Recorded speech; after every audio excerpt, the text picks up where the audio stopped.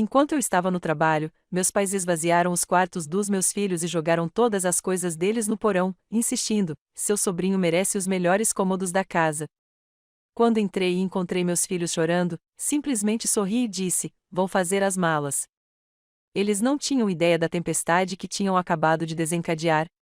Abri a porta da frente, esperando encontrar meus filhos dormindo em suas camas depois do meu turno de 18 horas. Em vez disso, Lucas estava sentado no sofá da sala, de pijama, com lágrimas escorrendo pelo rosto enquanto segurava um saco de lixo cheio de seus pertences. Eles disseram: não merecemos mais quartos bons, mãe, ele me contou. Disseram: seu sobrinho é mais importante do que nós. Essas palavras perfuraram minha exaustão como um bisturi na pele.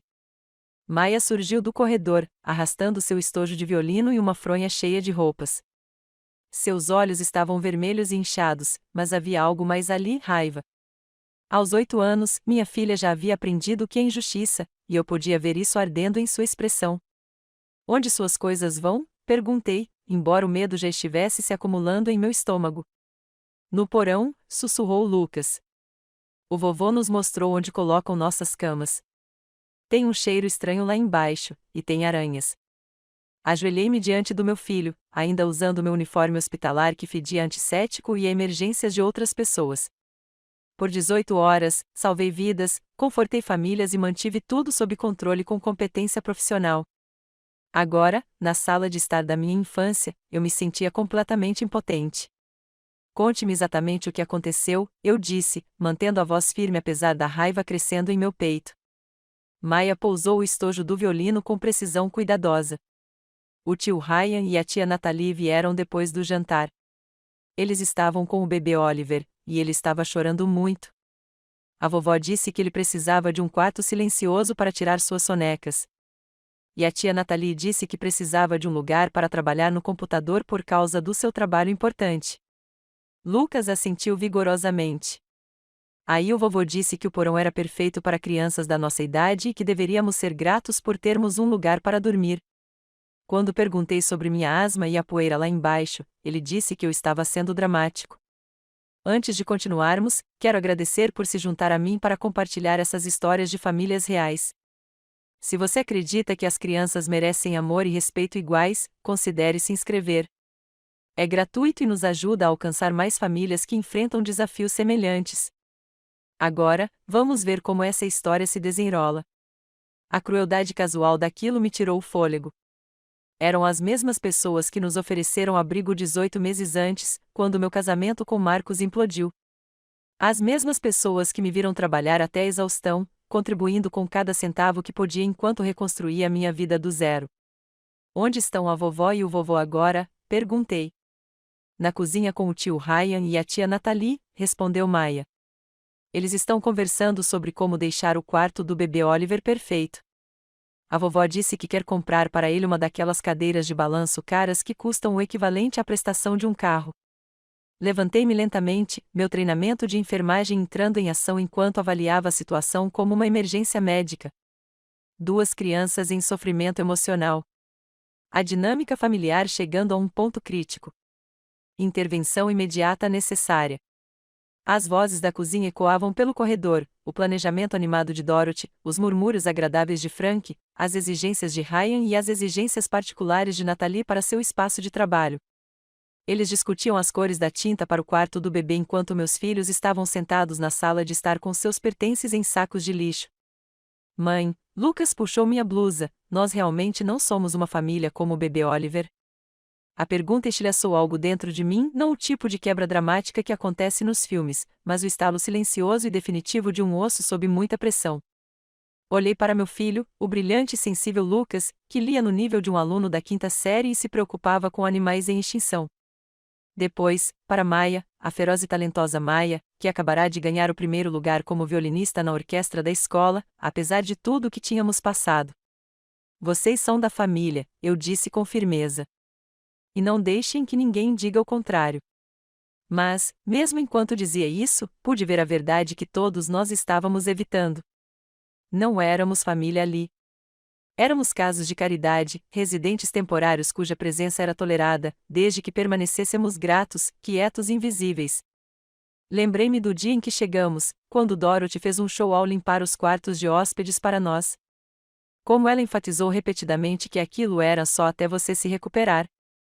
Como cada contribuição que eu fazia para a casa era recebida com um lembrete de que eles estavam me ajudando em um momento difícil. As risadas na cozinha ficaram mais altas. Alguém, provavelmente Nathalie, fez uma piada sobre finalmente termos o espaço que precisamos. Mais risadas se seguiram. Peguem suas coisas mais importantes, eu disse aos gêmeos baixinho. Exatamente o que vocês precisam para esta noite. Vamos embora? Perguntou Maia, e ouvi a esperança transparecer em meio à sua exaustão. Não está noite, respondi, embora minha mente já estivesse calculando as possibilidades. Mas em breve. Eu prometo. Ajudei-os a juntar o essencial, roupas escolares para o dia seguinte, escovas de dentes, os bichinhos de pelúcia que ainda precisavam para se sentirem confortáveis. Enquanto trabalhávamos, eu fazia anotações mentais. Nosso contrato de aluguel era mensal. Minha conta poupança vinha crescendo constantemente com as horas extras, embora eu me dissesse que era apenas um dinheiro para emergências. Talvez fosse hora de admitir que isso se qualificava como uma emergência. A porta do porão estava aberta, e eu sentia o cheiro de mofo e umidade subindo. 2 colchões haviam sido jogados diretamente no chão de concreto. Nenhuma estrutura de cama, nenhuma tentativa de tornar o espaço habitável, apenas o mínimo necessário para tecnicamente fornecer abrigo. Não vou dormir lá embaixo, disse Maia com uma determinação silenciosa. Não é seguro para a respiração do Lucas, e não é justo. Minha filha de 8 anos tinha mais coragem do que os adultos daquela casa. A constatação me encheu de orgulho e tristeza. Você não vai precisar, prometi.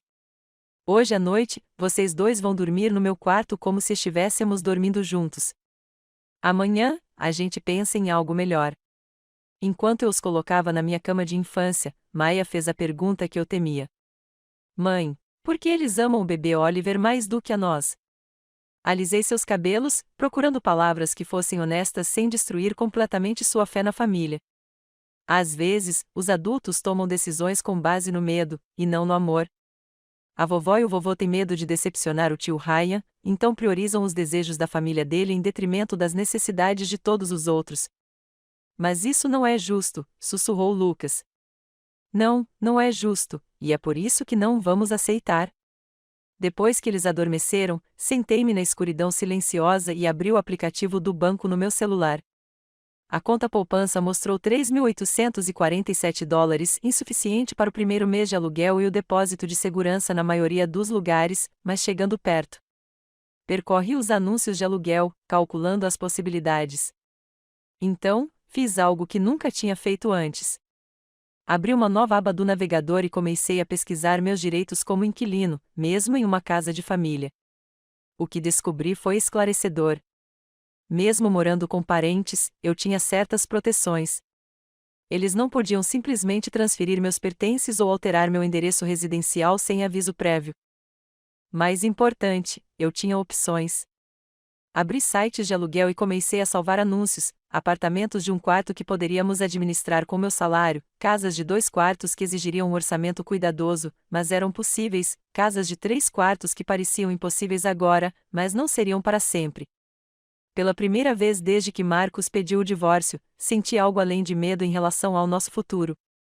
Deitada no meu quarto de infância, com meus filhos respirando suavemente ao meu lado, comecei a planejar nossa verdadeira fuga não apenas daquela casa, mas da mentalidade que me fazia aceitar migalhas quando merecíamos muito mais. A casa se acomodou ao nosso redor com rangidos familiares. No final do corredor, a televisão de Dorothy era o ruído de fundo para o que eu agora reconhecia como a última noite que passaríamos como hóspedes gratos e silenciosos. Amanhã, as coisas mudariam, talvez não drasticamente, talvez não imediatamente, mas definitivamente. Fechei os olhos e fiz uma promessa à escuridão e aos meus filhos adormecidos. Não imploraríamos por respeito básico. Não criaríamos outra geração para aceitar migalhas emocionais. E não deixaríamos ninguém nos convencer de que éramos menos merecedores de amor e consideração do que um bebê que nem sequer vivia aqui. A base do nosso arranjo temporário sempre foi frágil. Esta noite, finalmente rachou irreparavelmente. Mas, às vezes, percebi que era preciso deixar as coisas quebradas se desintegrarem completamente antes de construir algo mais forte em seu lugar. A manhã trouxe uma ilusão de normalidade que durou exatamente até meu telefone tocar durante o café. A voz de Ryan carregava uma animação que eu não ouvia desde sua formatura na faculdade. Isabela, temos uma notícia incrível. Nathalie e eu estamos esperando um bebê. Antes mesmo que eu pudesse processar o anúncio direito, ele já estava entrando na logística. Queremos contar para a mamãe e o papai pessoalmente hoje à noite. Você pode garantir que as crianças estejam se comportando da melhor maneira possível? Isso é muito importante para nós.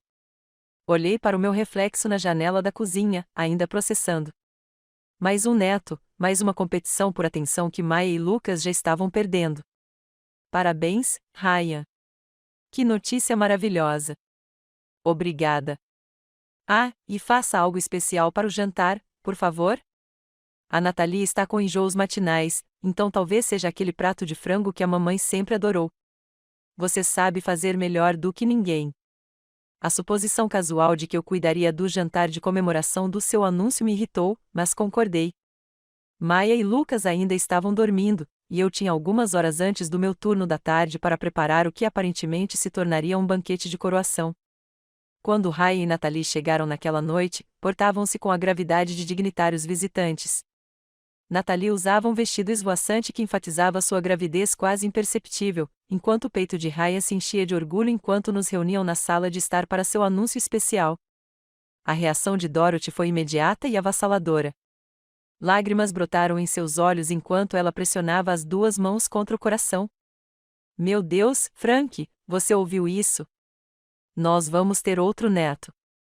A ênfase em um outro andoeu, como se Maia e Lucas estivessem de alguma forma treinando para o neto de verdade. Frank sorriu imediatamente, contando histórias sobre os dias de bebê de Ryan, enquanto Dorothy começava a planejar rapidamente os preparativos para o quarto do bebê, chás de bebê e sessões de fotos. Precisamos preparar a casa para as visitas, declarou Dorothy, com a mente já a mil. A biblioteca seria um quarto de bebê perfeito. Todos aqueles livros podem ser levados para a garagem. Maia levantou os olhos da lição de casa. Mas, vovó, eles não moram na casa deles? Bem, sim, querida, mas quando eles vierem visitar o bebê, precisaremos de acomodações adequadas. Bebês precisam de tanto equipamento. Lucas franziu a testa. Que tipo de equipamento?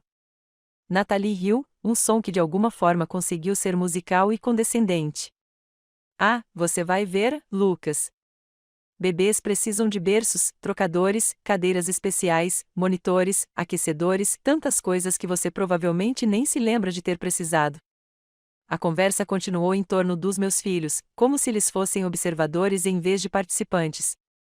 Ryan discutiu seus planos de tirar licença paternidade.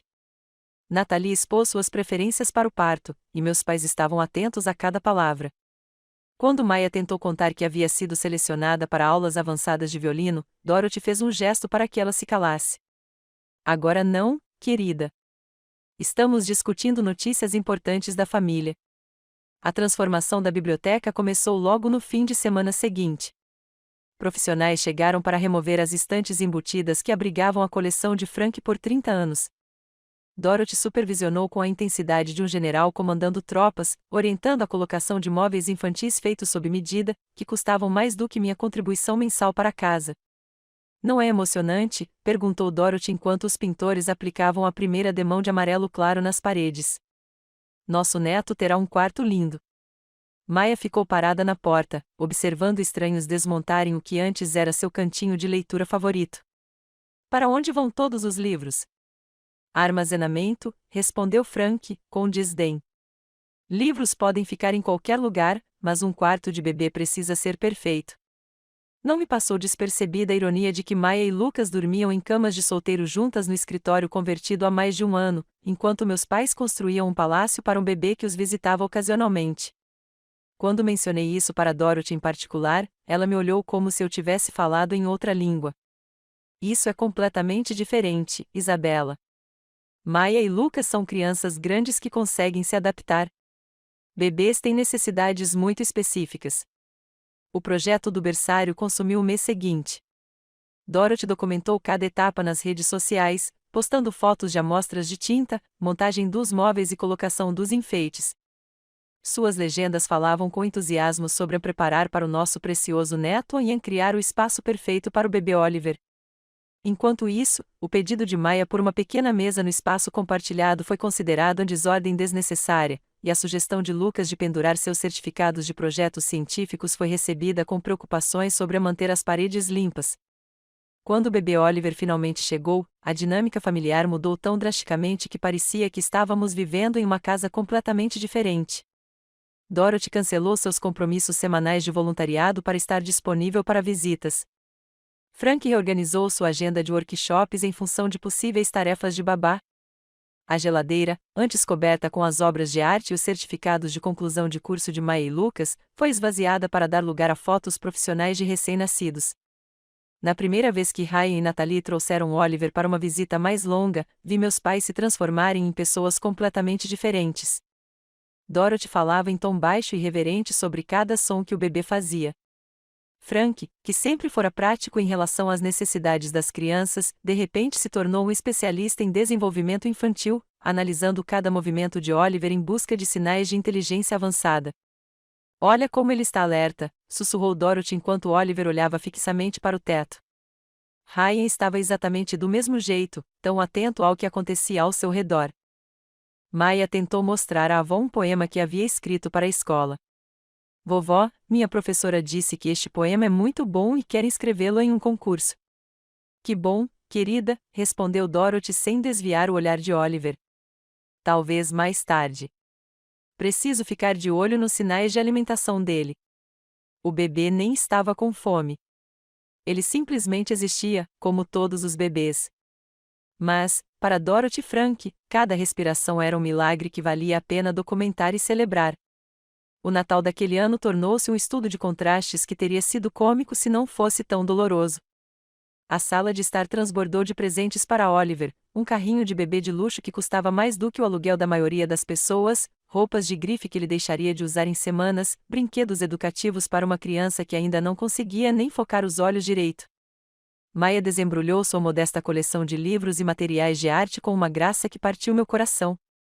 Lucas sorriu genuinamente para seu novo kit de ciências, embora eu tenha visto olhar para a montanha de presentes ao redor da caixa de Oliver. "Por que o bebê Oliver ganha tantos presentes?", Lucas perguntou baixinho enquanto limpávamos o papel de embrulho. Mais tarde, Dorothy ouviu e se ajoelhou ao lado dele com um sorriso condescendente.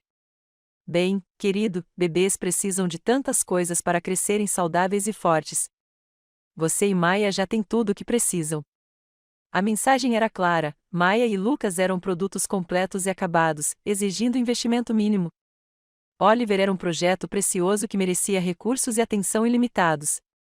O ponto de ruptura veio durante o recital de violino de Maya, 3 meses depois. Ela havia se esforçado durante semanas para aperfeiçoar sua peça solo, e a escola a havia selecionado para representar sua turma na competição distrital. Organizei minha agenda especificamente para comparecer, animada para assistir ao momento de triunfo da minha filha. Dorothy prometera vir. Maya havia praticado com afinco, sabendo que a avó estaria assistindo. Mas 1 hora antes do recital, Dorothy ligou para cancelar. "Sinto muito, querida, mas o Ryan precisa que eu cuide do Oliver enquanto eles vão a uma consulta médica." "Você entende a importância da saúde do bebê?" Eu entendi perfeitamente. A conquista da minha filha estava abaixo da responsabilidade de cuidar dos filhos da família do tio. Sentei-me sozinha naquele auditório, observando o rosto de Maya percorrer a plateia em busca do sorriso orgulhoso da avó, que jamais surgiria.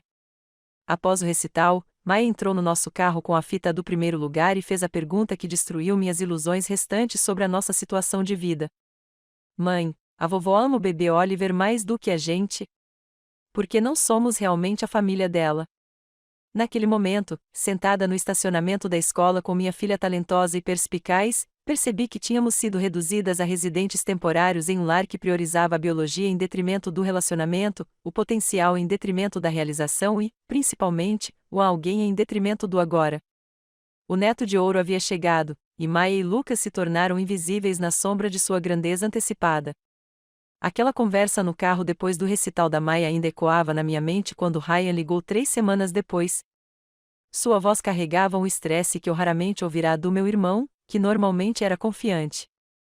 Isabela, temos um problema. Os empreiteiros encontraram sérios problemas de fundação em nossa casa. Vamos precisar de um lugar para ficar enquanto eles consertam. Agarrei o telefone com mais força, observando Maya e Lucas brincarem em nossa sala apertada. De quanto tempo estamos falando? Talvez de 6 a 8 semanas. Sei que não é o ideal, mas a mamãe e o papai têm bastante espaço, e como o Oliver é tão pequeno, precisamos muito de ajuda. A audácia da declaração me surpreendeu. Espaço de sobra? Já éramos 3 pessoas morando no que originalmente era um escritório em casa, enquanto o quarto do bebê de Oliver permanecia imaculado e praticamente sem uso. Ryan, a casa já está bem cheia com a gente aqui. Vamos lá, mana. Família ajuda família, né? Além disso, a mamãe já estava querendo mais tempo com o Oliver mesmo. Antes que eu pudesse responder mais, ouvi a voz de Dorothy ao fundo, claramente ouvindo toda a conversa. Claro, eles vão ficar aqui. Vamos dar um jeito. A decisão foi tomada sem me consultar, apesar de meus filhos e eu arcarmos com o peso da superlotação. Quando tentei ligar diretamente para Dorothy para discutir a logística, ela ignorou minhas preocupações com naturalidade. Isabela, querida, é isso que as famílias fazem. Ryan e Natalie estão em crise, e temos a obrigação de ajudá-los a superar isso. E as necessidades da Maya e do Lucas? Onde exatamente todos vão dormir? Vamos dar um jeito. Talvez as crianças pudessem dividir o mesmo quarto de forma mais eficiente. O dia da mudança chegou com toda a cerimônia de uma mudança real. Frank apareceu às 7 da manhã com uma caminhonete emprestada, pronto para ajudar a transferir os pertences de Ryan e Natalie. Observei da janela da cozinha enquanto ele embrulhava cuidadosamente os móveis em cobertores de mudança, o mesmo homem que dera de ombros quando minha comoda foi arranhada durante nossa mudança, 18 meses antes. Dorothy circulou pela casa, reorganizando armários e abrindo espaço para o guarda-roupa enorme de Natalie. O armário do hall de entrada, onde eu guardava nossos casacos de inverno e suprimentos de emergência, foi esvaziado completamente para acomodar seus pertences. Onde devo colocar nossas coisas? Perguntei, segurando uma braçada de itens deslocados. Ah, só encontre um lugar temporário, respondeu Dorothy, concentrada demais em criar espaço para pendurar as roupas profissionais de Natalie para dar a devida atenção à questão.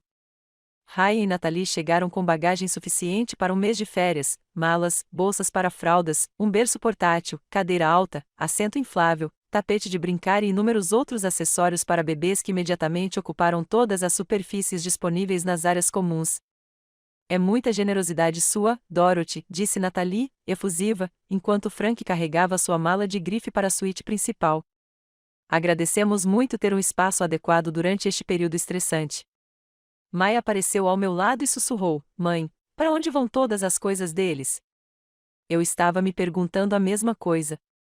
Em poucas horas, nossa já apertada situação de vida se tornou genuinamente caótica. Os equipamentos de Oliver dominavam a sala de estar, criando pistas de obstáculos em torno dos móveis. Os balcões da cozinha desapareciam sob mamadeiras, esterilizadores e máquinas especializadas de papinhas para bebês. As regras da casa mudaram imediata e drasticamente. Dorothy afixou um cronograma escrito à mão na geladeira, descrevendo os horários de soneca, alimentação e períodos de silêncio de Oliver, que pareciam abranger a maior parte do dia. Maya, querida, disse Dorothy enquanto minha filha tentava seu ensaio de violino habitual depois da escola, o bebê Oliver está dormindo agora. Talvez você possa praticar mais tarde. Mas foi aí que meu professor disse para praticar, respondeu Maya, com confusão clara em sua voz. Bem, precisamos ser flexíveis agora que temos um pequeno em casa. Observei minha filha guardar cuidadosamente seu violino, o mesmo instrumento que Dorothy certa vez elogiara como uma bela música que enche a casa de alegria. Agora era o barulho que interferia no descanso do neto dourado. Lucas enfrentou seus próprios ajustes. Seu hábito de ler em voz alta durante a lição de casa foi proibido por ser muito perturbador.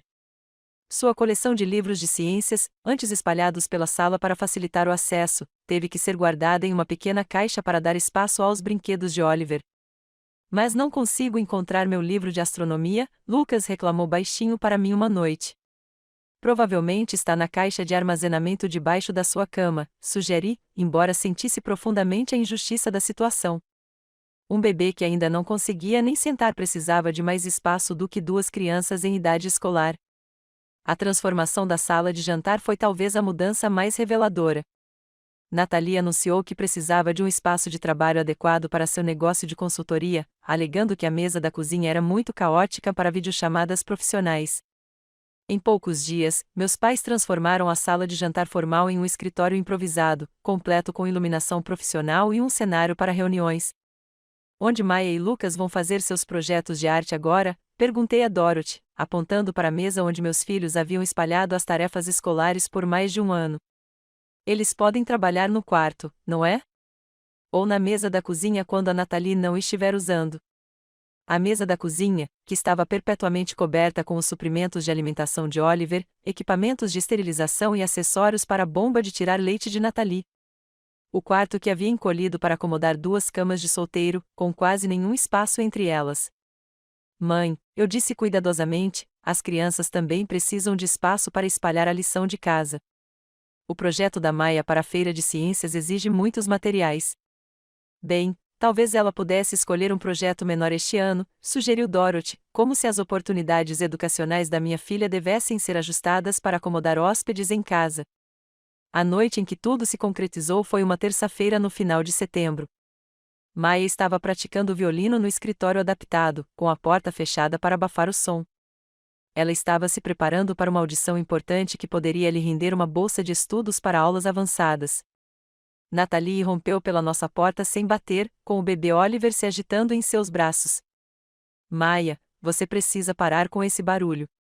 Oliver está tentando dormir, e tem uma ligação de um cliente em 10 minutos que pode valer milhares de dólares para nossa família. Maia abaixou o violino, o rosto corado de vergonha.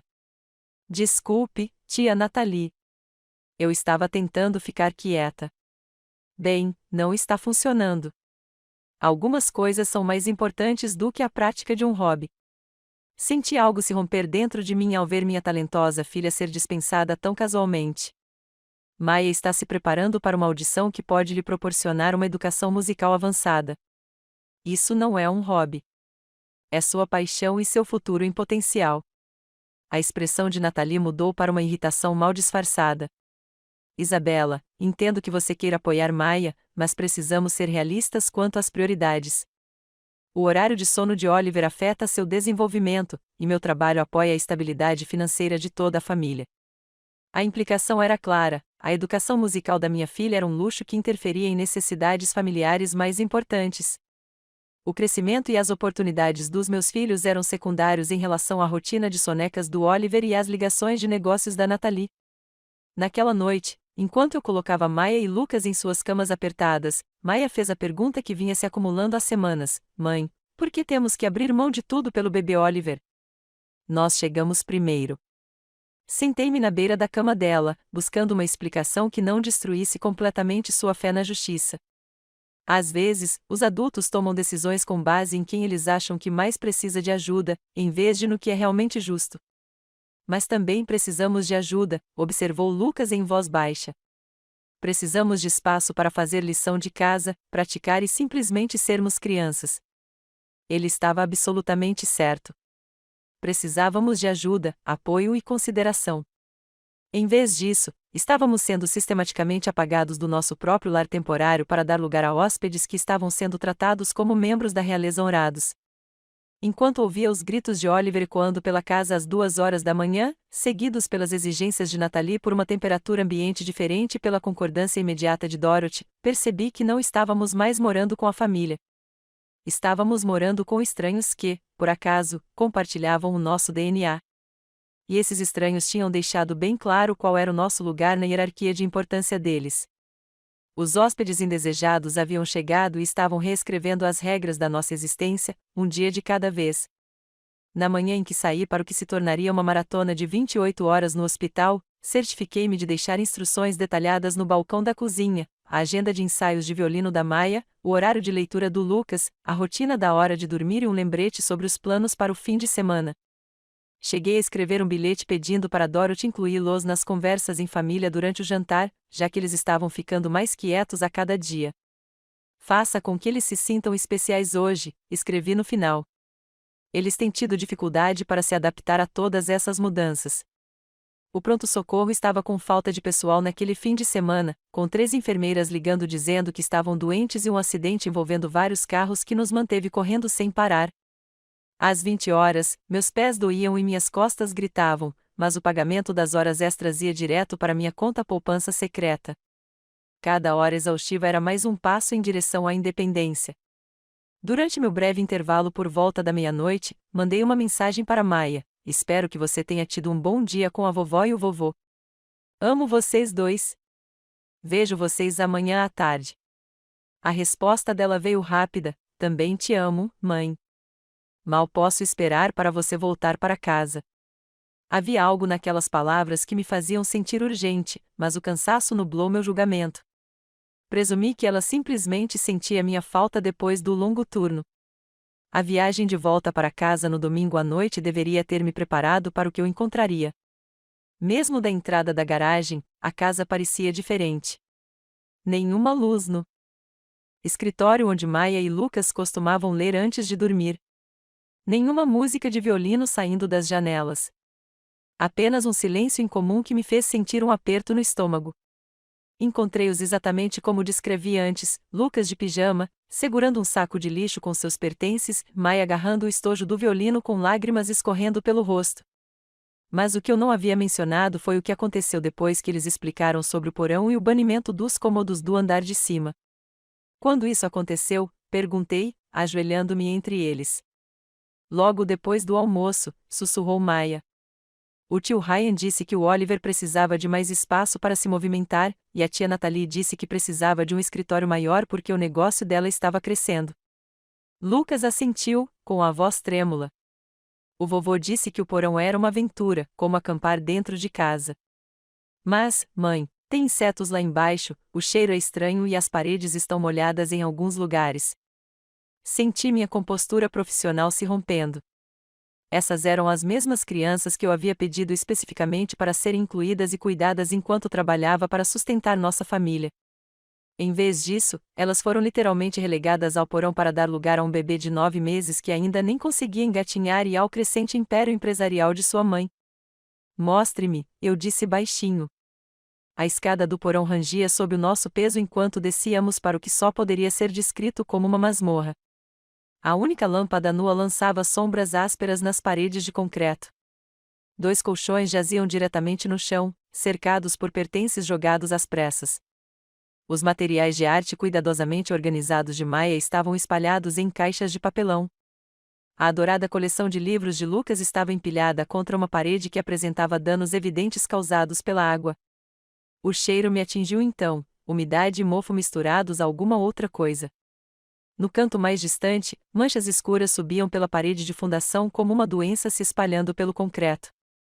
Lucas, eu disse, com a voz cuidadosamente controlada, você não pode dormir aqui embaixo com sua asma. Eu disse isso a eles, respondeu ele, com a voz pesada de criança de 8 anos, demonstrando derrota. O vovô disse que eu estava sendo dramático e que ar fresco me faria bem de qualquer maneira. Ar fresco em um porão com uma janela que mal abria e mofo visível.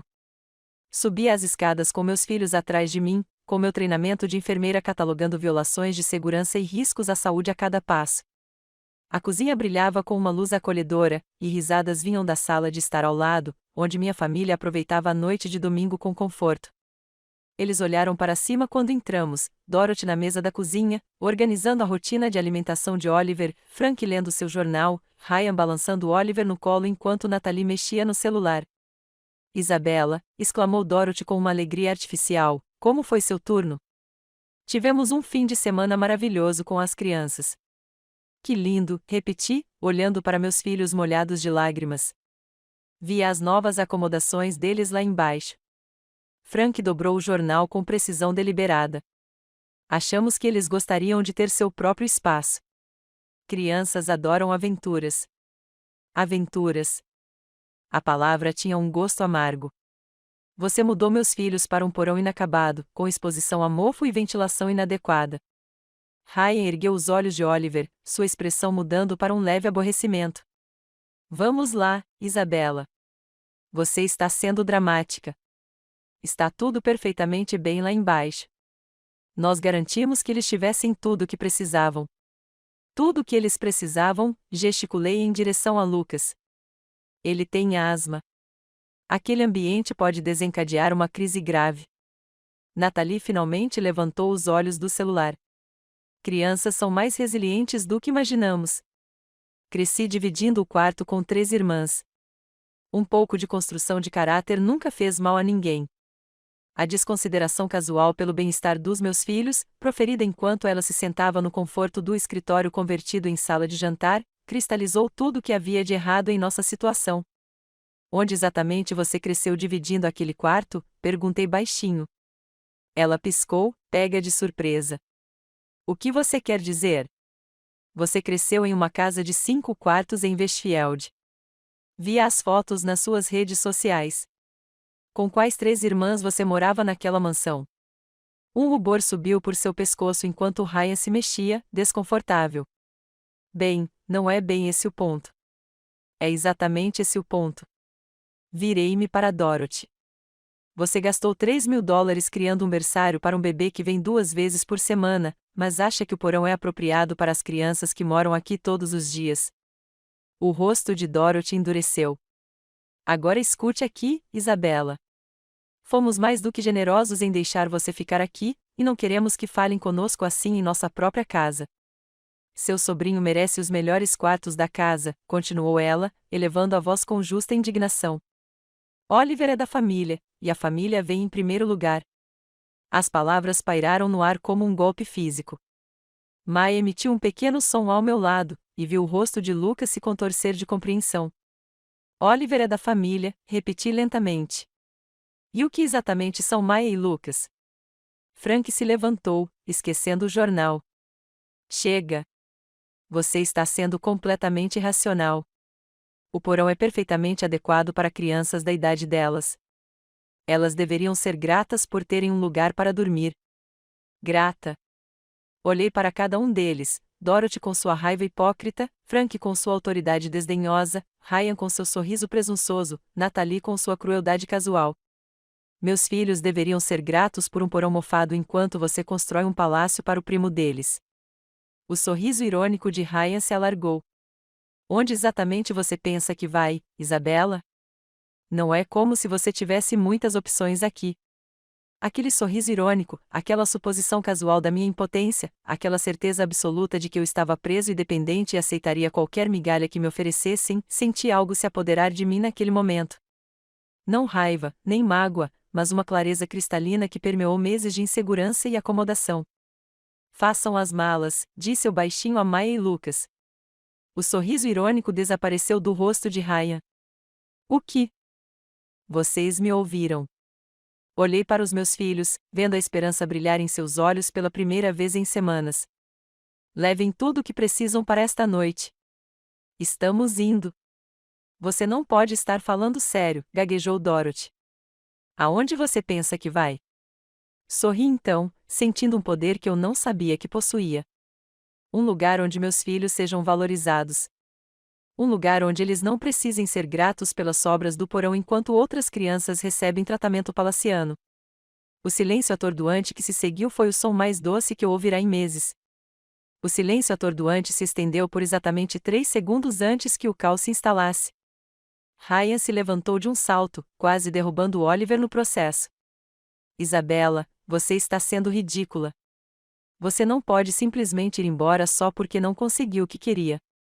Do meu jeito, mantive a voz calma, embora a adrenalina corresse em minhas veias. Do meu jeito, meus filhos seriam tratados com respeito e dignidade básicos.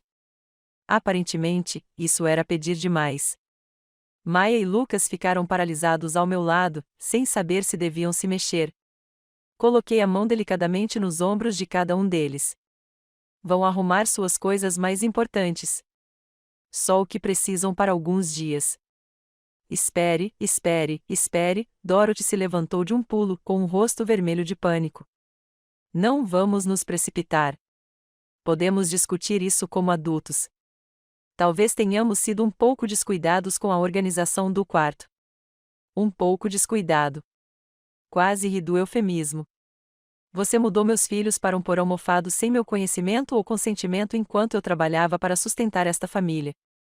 Frank deu um passo à frente, sua voz assumindo o tom autoritário que usará durante toda a minha infância. Veja bem, Isabela, você não está pensando com clareza. Para onde exatamente você planeja ir? Você não tem condições de pagar uma casa própria, e certamente não pode arrastar essas crianças de hotel em hotel. Havia a suposição que permeava todas as minhas interações nos últimos 18 meses, a crença de que eu era financeiramente indefeso, profissionalmente inadequado e completamente dependente da caridade deles. Peguei meu celular e abri o aplicativo do meu banco, virando a tela para eles. Tenho economizado cada turno extra, cada hora extra, cada centavo que consegui tirar do nosso orçamento. Tenho o suficiente para o aluguel do primeiro mês, o aluguel do mês passado e o depósito de segurança. A cor sumiu do rosto de Ryan. Você estava planejando isso? Estou me preparando para a independência, corrigi. Algo que eu deveria ter feito meses atrás. Natalie finalmente se pronunciou, com a voz áspera e acusatória. Então, esse tempo todo você viveu aqui sob falsos pretextos, fingindo ser grata enquanto secretamente planejava ir embora. Moro aqui e contribuo financeira e praticamente para esta casa, respondi calmamente. A única falsa pretensão era acreditar que meus filhos seriam tratados como membros valiosos da família, em vez de hóspedes inconvenientes.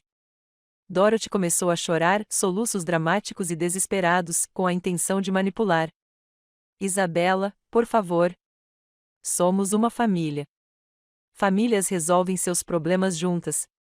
Podemos resolver isso. Podemos, desafiei. Você pode explicar para Maya por que o ensaio de violino dela de repente virou poluição sonora quando antes era música linda? Você pode dizer ao Lucas por que a saúde respiratória dele é menos importante do que a soneca do Oliver? Nós nunca dissemos, Frank começou. Você não precisava dizer. Suas ações foram claras o suficiente. Apontei para a sala de estar imaculada, onde os equipamentos de Oliver dominavam todas as superfícies. Quando foi a última vez que você expôs o trabalho artístico da Maya na geladeira? Quando foi a última vez que você compareceu a um dos eventos escolares do Lucas? O silêncio foi resposta suficiente. Maya e Lucas voltaram com seus pertences embalados às pressas, movendo-se com uma eficiência silenciosa que partiu meu coração. Maya carregava seu estojo de violino e uma pequena bolsa contendo seus pertences mais preciosos. Lucas segurava seu elefante de pelúcia em uma mochila cheia de seus livros favoritos. Para onde estamos indo, mãe? Maya perguntou baixinho. Antes que eu pudesse responder, a voz de Ryan cortou a sala com uma certeza cruel. Lugar nenhum. Ela está blefando. Isabela não tem para onde ir. Encontrei seu olhar presunçoso diretamente. Na verdade, assinei o contrato de aluguel de uma casa de 3 quartos na semana passada. As chaves estão na minha bolsa e as contas de luz já estão conectadas. A transformação em suas expressões foi notável. A presunção se transformou em choque, depois em descrença, e então em cálculo desesperado. Uma casa de 3 quartos, a voz de Dorothy falhou. Como você consegue pagar por isso? Trabalhando horas extras enquanto cuidava das crianças, economizando cada centavo possível e mantendo um crédito excelente, apesar de um divórcio difícil. Peguei o estojo de violino da Maya. Ironicamente, sua ajuda com as crianças me permitiu trabalhar horas extras suficientes para bancar a nossa fuga. O rosto de Frank assumiu um tom alarmante de vermelho. Depois de tudo que fizemos por você, é assim que você nos retribui, se esgueirando pelas nossas costas. Eu te retribuía todos os dias, respondi calmamente. $800 por mês, cozinhando a maioria das refeições, limpando e garantindo que meus filhos respeitassem suas regras. O que eu não percebia era que o respeito só fluía em uma direção nesta família. Ryan fez uma última tentativa de se controlar. Você está cometendo um erro enorme, Isabela. Essa casa vai consumir todo o seu salário. Você estará de volta aqui em 3 meses, implorando por ajuda. Talvez, reconheci. Mas pelo menos meus filhos terão seus próprios quartos, com janelas que abrem e paredes sem mofo. Eles terão espaço para praticar seus instrumentos e fazer a lição de casa sem que precisem ser chamados de inconvenientes. A voz de Nathalie tornou-se venenosa. Tudo bem, então vão embora, mas não esperem que a gente venha correndo quando essa pequena rebelião fracassar. Algumas pontes, uma vez queimadas, não podem ser reconstruídas. Olhei para ela por um longo momento, aquela mulher que havia desconsiderado a educação da minha filha como um hobby e relegado meu filho a um porão que poderia desencadear sua asma. Nathalie, eu disse baixinho, algumas pontes precisam ser queimadas. A fundação já estava podre de qualquer maneira. Dorothy fez um último apelo desesperado. Isabela, por favor, pense no que você está ensinando às crianças, que quando as coisas ficam difíceis, você simplesmente foge. Ajoelhei-me para ficar na altura dos olhos de Maia e Lucas. O que estou ensinando a vocês dois agora? Maia considerou a questão seriamente. Que vale a pena lutar por nós. Que não precisamos aceitar ser maltratadas só porque as pessoas dizem que nos amam. Lucas acrescentou que as famílias devem fazer com que todos se sintam seguros e valorizados. Maia continuou, com a compreensão transparecendo em sua voz.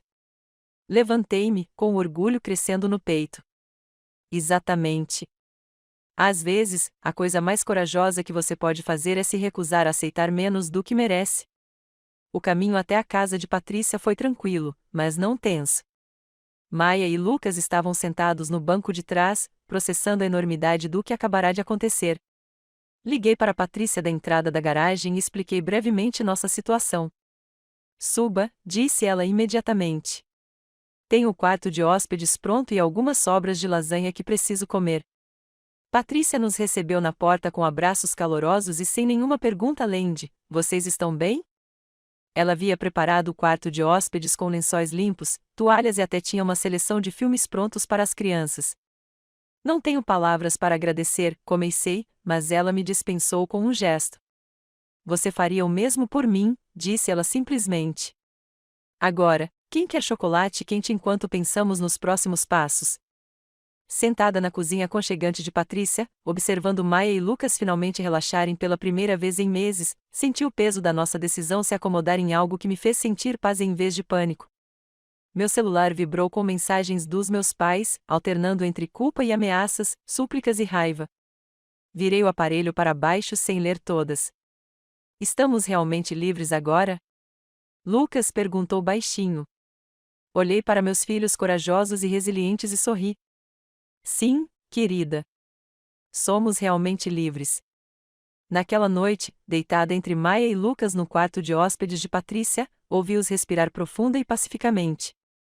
O dia seguinte traria desafios, a logística da mudança, a papelada, a realidade de recomeçar. Mas, naquela noite, estávamos seguros. Tínhamos valor e, finalmente, estávamos verdadeiramente livres. O sol da manhã entrava pelas janelas da nossa nova casa 3 dias depois, lançando retângulos dourados sobre o piso de madeira que nos pertencia. Maia estava parada na porta do que viria a ser seu quarto, com o estojo de violino na mão, os olhos arregalados de esperança. Posso praticar quando quiser? Ela perguntou, como se o conceito fosse maravilhoso demais para acreditar. Sempre que quiser, confirmei, observando seu rosto se iluminar com uma alegria que eu não via há meses. Este é o seu horário, seu espaço, sua música. Lucas já estava arrumando seus livros nas prateleiras embutidas do quarto, organizando-os por assunto com a precisão metódica que herdara do pai. Mãe, olha, eu posso espalhar meus experimentos científicos por toda esta mesa, e ninguém vai me obrigar a guardá-los para guardar os equipamentos do bebê. A casa era modesta, um rancho dos anos 1950 com 3 quartos, um banheiro e uma cozinha que dava para uma sala de estar onde a luz natural entrava pelas grandes janelas. Mas era nossa. Todas as decisões sobre a disposição dos móveis, as cores das paredes e as regras da casa eram nossas. Aquela primeira semana trouxe uma série de pequenas revelações. Maia praticou violino por 2 horas seguidas sem que ninguém a fizesse ficar quieta. Lucas leu em voz alta seu livro de astronomia sem lembrete sussurrado sobre o momento de silêncio. Preparei o jantar enquanto eles faziam a lição de casa na mesa da cozinha, com seus papéis e projetos espalhados por toda a superfície sem pedir desculpas. Parece um verdadeiro lar, disse Maia uma noite, enquanto comíamos pizza para a viagem no chão da sala de estar, ainda cercados por caixas por desempacotar. O que faz com que pareça real? Perguntei, curiosa sobre a perspectiva dela, de 8 anos, sobre nossa mudança dramática de vida. Ninguém está bravo conosco por existirmos, ela respondeu com uma clareza surpreendente. Lucas assentiu pensativo, e podemos rir o quanto quisermos. Suas observações atingiram um nível mais profundo do que eles imaginavam. Em nosso antigo arranjo temporário, de fato, pedíamos desculpas constantemente por existir, por fazer barulho, por ocupar espaço, por ter necessidades que conflitavam com outras prioridades. Na segunda-feira seguinte, voltei ao trabalho com uma energia que meus colegas notaram imediatamente. Patrícia me puxou de lado durante o intervalo do almoço e me observou com uma avaliação profissional. Você está diferente, observou. Mais leve, de certa forma. Sinto-me diferente, como se pudesse respirar corretamente pela primeira vez em meses. Minha produtividade no trabalho aumentou drasticamente sem o estresse constante de lidar com as políticas familiares em casa. O Dr. Martinez, diretor do pronto-socorro, me chamou em seu consultório 3 semanas após nossa mudança. Isabela, tenho observado seu desempenho ultimamente e estou impressionado com sua liderança em situações de crise. O que você acha de assumir mais responsabilidades de supervisão? A promoção para enfermeira-chefe veio acompanhada de um aumento salarial substancial e de um horário regular durante o dia, o que me permitiria assistir aos concertos da Maia e às competições acadêmicas do Lucas. Pela primeira vez desde o meu divórcio, senti-me valorizada profissionalmente, e não apenas funcionalmente útil. Enquanto isso, notícias da casa dos meus pais chegavam por meio de familiares, amigos e postagens nas redes sociais que contavam histórias interessantes nas entrelinhas. As atualizações de Dorothy no Facebook sobre ajudar com o bebê Oliver tornaram-se cada vez mais frequentes, muitas vezes postadas em horários estranhos, sugerindo privação de sono. Sua casa, antes imaculada, aparecia desorganizada nas fotos de fundo, com equipamentos para bebês dominando todas as superfícies visíveis. Patrícia compartilhou fofocas de seu clube do livro, onde Dorothy ocasionalmente aparecia com uma expressão esgotada e sobrecarregada. Ela mencionou que cuidar de Oliver em tempo integral é mais desafiador do que se lembrava de ter cuidado dos próprios filhos, relatou Patrícia com uma expressão cuidadosamente neutra. Por meio da minha prima Jennifer, descobri que o relacionamento de Ryan e Natalie estava passando por uma tensão significativa. O projeto de reforma havia se estendido muito além do cronograma original, com atrasos misteriosos e estouros de orçamento que sugeriam dificuldades financeiras. Jennifer mencionou tê-los visto em sessões de terapia de casal no centro comunitário. Aparentemente, eles estão tendo dificuldades na transição para a paternidade sem o apoio que esperavam, disse Jennifer cuidadosamente, claramente tentando evitar tomar partido no drama familiar. A ironia não passou despercebida. Ryan e Natalie presumiram que meus pais cuidariam das crianças e da casa sem restrições, enquanto eles mantinham suas carreiras e vidas sociais. Sem minhas contribuições práticas para a administração da casa, Dorothy e Frank estavam descobrindo a realidade de cuidar de um bebê ativo e, ao mesmo tempo, manter suas próprias rotinas. 6 meses após a nossa fuga, recebi uma mensagem inesperada do Frank: Você gostaria de tomar um café comigo? Gostaria de discutir algumas coisas. Nos encontramos em um café neutro no centro da cidade, onde Frank parecia mais velho e cansado do que eu me lembrava. Ele pediu o café com as mãos tremendo levemente, se pela idade ou pelo estresse, não consegui determinar. Eu lhe devo um pedido de desculpas, começou ele sem preâmbulos. Sua mãe e eu lidamos mal com a situação. Deixamos o favoritismo obscurecer nosso julgamento sobre o que era justo para você e as crianças. Sua admissão foi gratificante, embora tenha chegado tarde demais para mudar nossa situação. O que te fez perceber isso? Ele suspirou profundamente. Morar com Ryan e Natalie em tempo integral nos mostrou o quanto você fazia de trabalho, algo que nós considerávamos normal. Cozinhar, limpar, organizar, cuidar das crianças em caso de emergência. Presumimos que era natural você cuidar de tudo, porque você é muito competente. E porque eu era quem precisava de ajuda, acrescentei baixinho. Sim. Confundimos a necessidade de moradia temporária com a impotência ou a incompetência. Estávamos errados. Ele fez uma pausa, mexendo o café desnecessariamente. Dorothy sente muita falta das crianças. Ela pergunta sobre elas constantemente. Eles também sentem falta dos avós, respondi honestamente. mas também se lembram de como era ser tratado como menos importante que o primo. Você consideraria permitir visitas supervisionadas? Talvez em um parque ou restaurante onde todos se sintam confortáveis. Considerei o pedido dele cuidadosamente. Maia e Lucas haviam perguntado sobre os avós, embora sem a saudade desesperada que eu poderia esperar. Eles pareciam mais curiosos sobre o bem-estar de Dorothy e Frank do que ansiosos por uma reconciliação. Vou discutir isso com a Maia e o Lucas. Qualquer relacionamento daqui para frente acontece nos termos deles, não nas expectativas dos adultos. 8 meses depois de sair da casa dos meus pais, assinei os papéis da hipoteca de uma pequena casa de 3 quartos com uma porta de entrada azul e um quintal perfeito para os experimentos científicos ao ar livre do Lucas. O processo de fechamento foi surreal, sentada em um escritório de advocacia, assinando os documentos que me tornaram proprietária de uma casa aos 34 anos, solteira, bem-sucedida e completamente independente. Maia e Lucas estavam em nossa nova cozinha naquela primeira noite, maravilhados com o espaço e a luz.